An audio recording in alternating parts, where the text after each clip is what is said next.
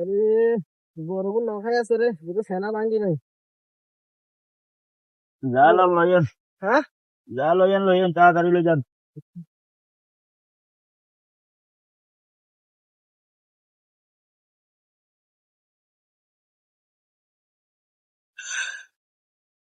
গরুগুন বাড়ির মধ্যে উফাইয়া আছে, খবর ভাঙ্গি নিলে গরুগুন খাইতে এর বধু গেছে না। এ কে রে তুই? কাগো আয় না। কিরে শপিং না রে? তুই হেনা কেন নেস কিনলে? গরুর লাই গরুলা নেছেন আর হেনা তুই নেছে তুই আরে কইছ তারে জিজ্ঞাসা করতে। হ্যাঁ নাই না হয় না রে, তো গরু হ্যাঁ না গরু গেড়ি গরুর খানা না অনেক। আর হেনা আজ জায়গার মধ্যে হই রে তোর সমস্যা কি?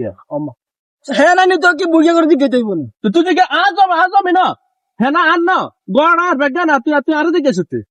ইয়া আসলে কথা বলতে হ্যাঁ না দি কি করবে? আর হেনা তো দাম বন্ধ তা করে। ক্যাপ্টেন বুড়ির মত না মরন কাকনি। তো তুই আর হেনা নেছ আবার আরে কস কাটেন না বুড়গা।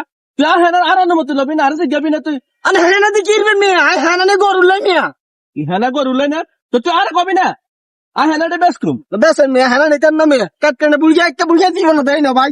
বুড়িয়া কা হ্যাঁ না বেশু এত বছর ধরে গরমের মধ্যে হেনাটি হয়ে রয়েছে, বুড়িকে শোক দেয় না। আয় গরুলে হেনা দুকে বাংটা মারছে, বুড়িকে ওই সময় কাটতে শুরু হয়ে গেছে।